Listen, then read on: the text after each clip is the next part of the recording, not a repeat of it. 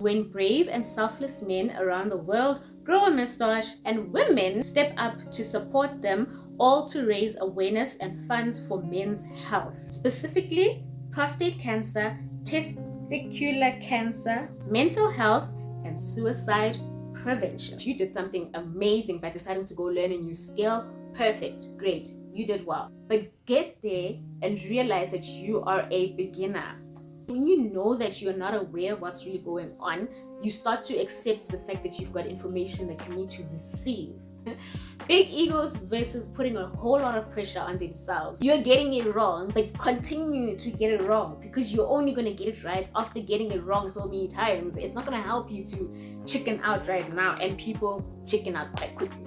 The questions that you have in the beginning of learning something are not going to be the same questions that you have in the middle of the process. Your teacher is not your highest level of success. You could be so much better if you think bigger and you think further.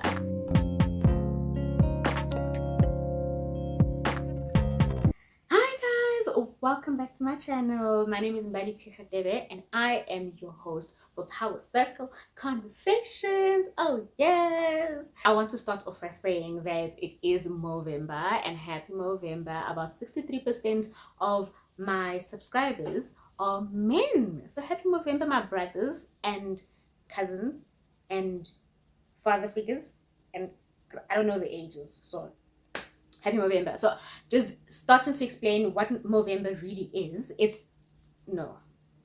I actually wrote it down because I knew I was going to get stuck, but I thought maybe I could. Movember, the month previously known as November, is when brave and selfless men around the world grow a mustache and women step up to support them, all to raise awareness and funds for men's health, specifically prostate cancer, testicular cancer, mental health, and suicide prevention. How awesome!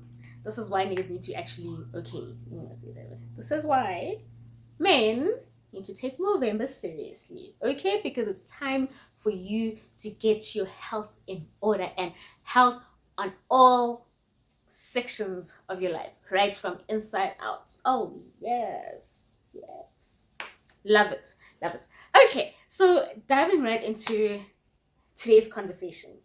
And I actually got really frustrated, and then I later realized, actually, you know what? When you know something and you understand something, it's easy for you to get upset at the next person that doesn't understand and see things the way that you see them. So I had to also come back and be like, no, actually, maybe I'm not necessarily around or currently dealing with a person that would understand this the way that I understand it. So it's probably time to have a conversation about it.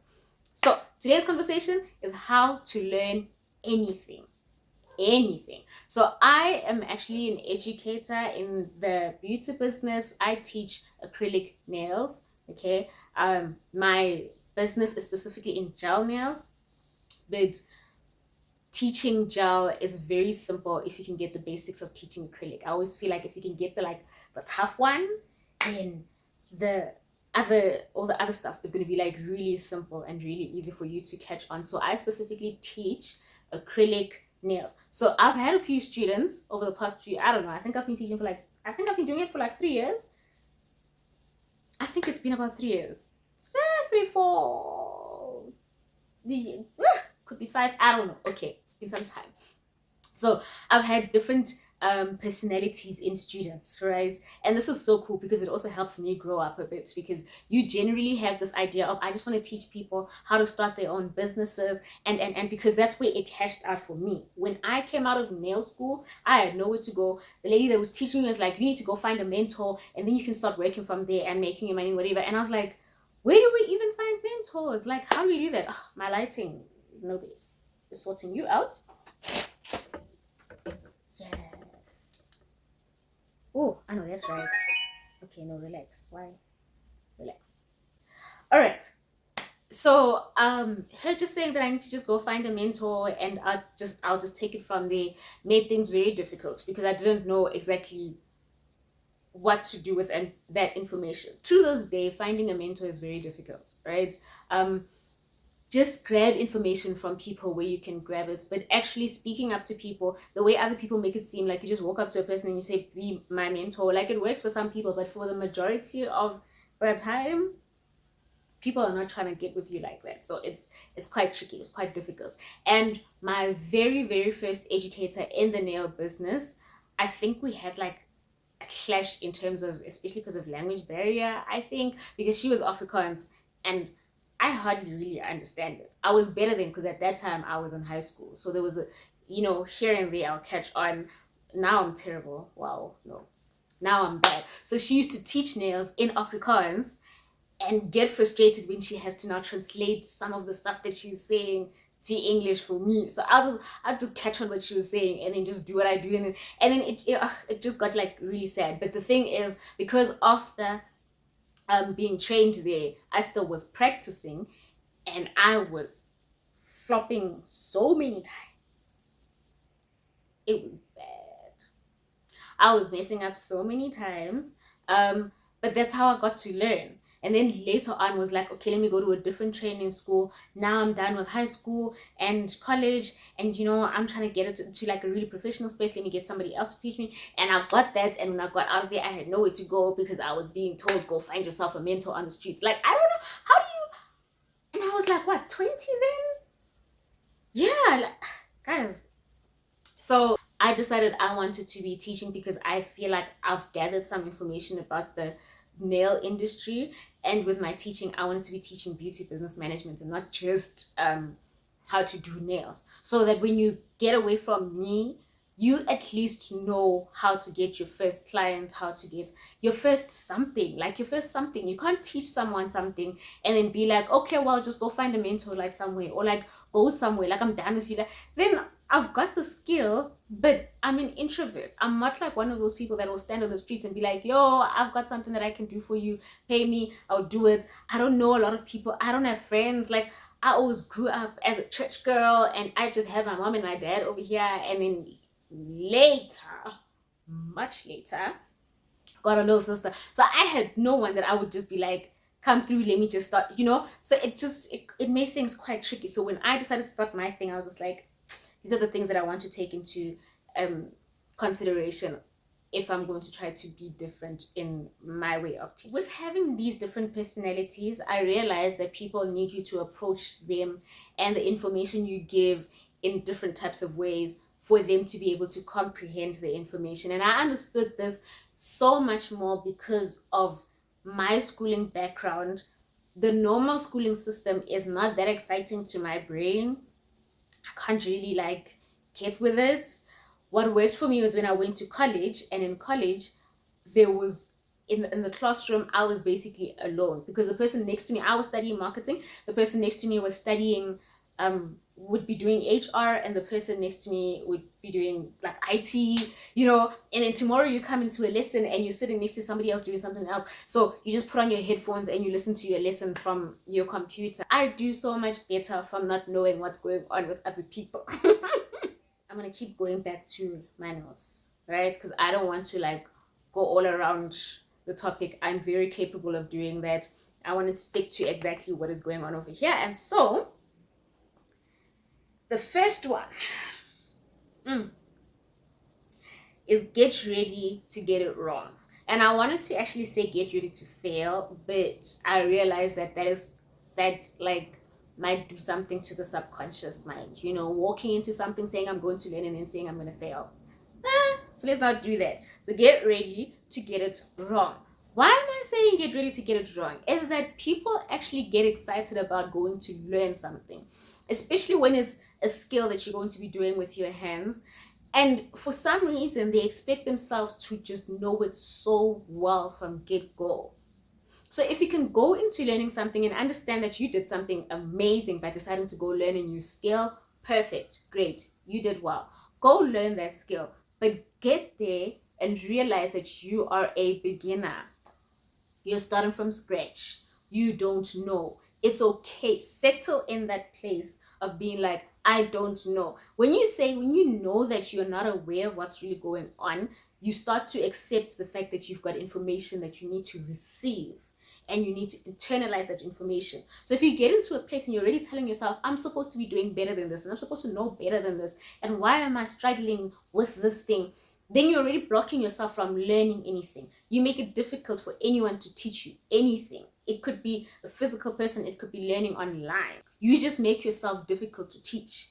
And I've had to sometimes like stop a lesson and be like, listen, focus, okay? You are learning something you don't know. You didn't, this thing that I'm teaching you right now, last week, you had no idea that when I place a tip, I'm doing it in a specific type of way. You had no idea that when I push cuticles, I do it in a specific type of way for a specific reason. To you, you just saw someone that would do the whole process and it looked like second nature. Of course it looks like second nature. This person has been doing it for a long time already before you know, while you were still just curious about it. So now that you are here where you decided you also want to learn about it, then let yourself understand that you don't know and get ready to mess up. And it's okay. Remember, you are in a place of saying, here I'm gathering a new skill. So you will know. But right now is not the time. You're just starting. Yes? Point number 2. Fail forward. Okay. Why I say fail forward is because after you realize that you don't know something, and I mean, people are different, but there are people that really have big egos. Big egos versus putting a whole lot of pressure on themselves, not being used to being told you're not getting it right. There are people that are so used to being told that everything you do is perfect and amazing and right, and then I come and I teach you and I'm like, it's not right, we're doing it again. It's not right, we're doing it again. Let me show you. Here's what I'm doing. Here's what's happening. Here's, you need to do it again. Then they get frustrated. So now take the fact that you now know that you are learning something, okay? You didn't know this thing and you're only starting to figure it out. Cool. Now, when you start to fail, when you start to mess up, when you start to get it wrong, continue.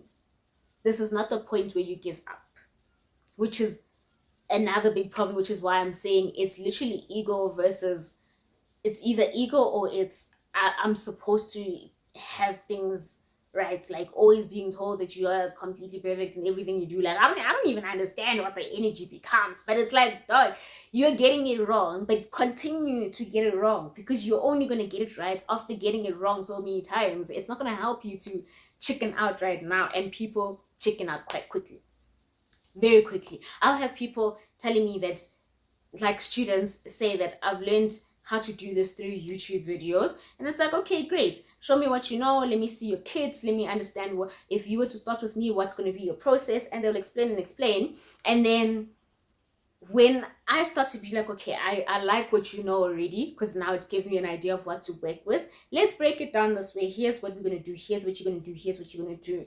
Then they start, and now they're getting frustrated because they thought they were coming to me already semi-perfect because they got all this information from YouTube. And it's like, child, that's not how this is going to work. But also, the information you got from YouTube is nothing for you to throw out. And I think another thing that we need to understand, especially as South Africans, is that online, most of the information that we get is happening in the US or in the UK. And so it doesn't necessarily work exactly that way in our country or in the African continent. Generally, it doesn't work exactly that way because we have different ways of doing things. We have different products. There's just so many things that are slightly different, right? Also, we are a third world country versus first world countries. Like, guys, as much as we're lit and we're amazing, like, yes, South Africa, oh yes, but if you're gonna be catching information from the US only and trying to learn a skill over here and then trying to implement it and getting upset at the fact that you're not getting it right, like, you're stressing me out. But anyway, be ready to fail forward, okay? Because after you get it wrong, you need to get it wrong again, and then get it wrong again, and then get it wrong again. But like, continue to get it wrong so that you can actually get it right, because you're going to get it right.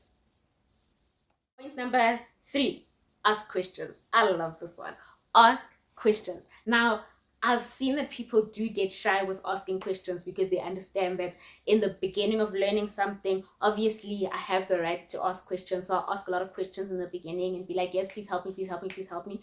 But it's the questions that you have in the beginning of learning something, anything, are not going to be the same questions that you have in the middle of the process. So be okay with the fact that when you start your process in whatever it is that you are learning, you're going to be gathering information that is still going to need you to understand from that level now, which means that you're going to have to ask different questions at that point. I've seen people starting off by saying that they would have like really a bunch of questions, and then in the middle of the lesson be too embarrassed to ask questions again because they came to the lesson so prepared with a lot of questions, right? Maybe after the first lesson, not so many questions, go home and then start to think about exactly what it is, and then come back and want to have more questions, then be like, okay, now I've prepared a lot more questions, right? And that is great. Those will be answered, explained. You'll get your help, you've done your research, you'll get it right. But after some time of actually practicing out this skill or this anything that you have learned, you're gonna have more questions as you go. And these questions, you will not know that you're going to have them in the beginning of you learning whatever it is that you are learning. It is impossible for you to have them because remember, everything goes down to your personality and how quickly you're going to be learning something. There's probably going to be a need for you to unlearn some type of information as well. So you need to be okay with the fact that you're going to have a lot of questions in the beginning, great, but you're going to have a lot more questions as well in the process of you practicing this new skill out. And be okay with asking other questions when you're in the middle. Okay? I think even people that have gotten to top tier level of whatever it is the skill may be still need to ask questions in order to improve and also to match the environment of whatever it is that they are specializing in, right? Because times change, so you need to find a way to improve in whatever it is that you're doing, even if you had been great at it for so long already. Okay, Garrett? The last one is my absolute favorites. I like this one. Your teacher is not your highest level of success. Your teacher is not your highest level of success. I always tell my students that yes, I want you to be really good at this, and this is why I always encourage you to continue practicing. Great, but I also want you to continue doing a whole lot more research. And if you can be better than me, honey, I am absolutely grateful. That would be great, right?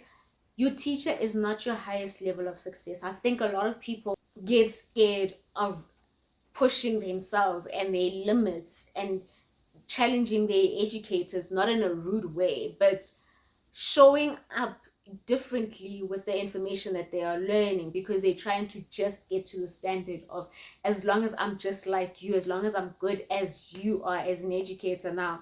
And that's not the case. You're not supposed to be there. That's not it.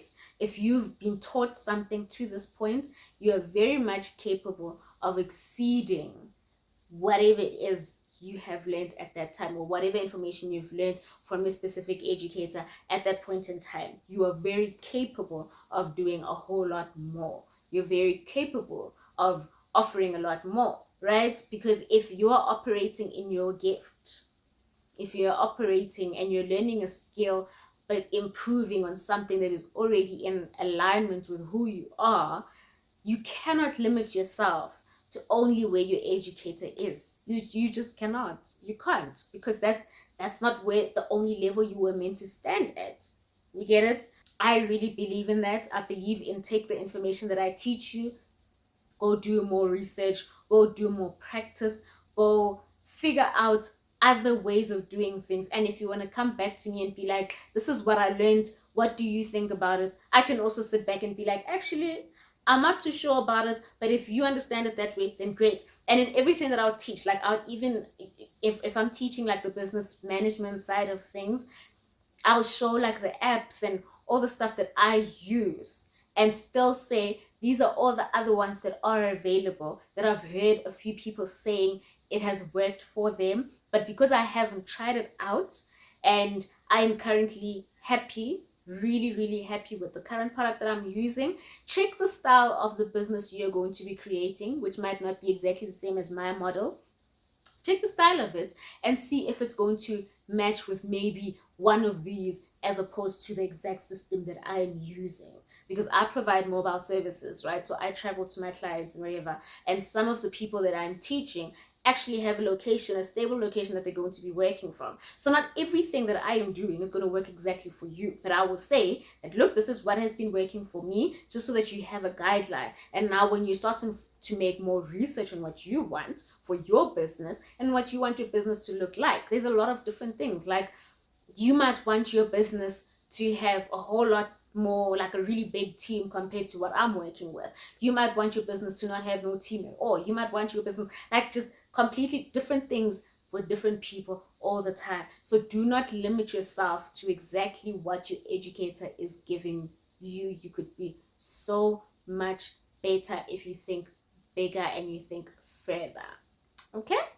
I hope you were able to take away something, and that you're going to be a lot more open-minded now about learning something new. Take it easy, be good to yourself, be kinder to yourself, stop putting so much pressure on yourself, especially when it comes to perfecting something from the very beginning that you don't know. It's okay not to know something. The really important part is for you to actually want to learn and to be okay with unlearning to relearn other information. Okay? I'll see you in my next video.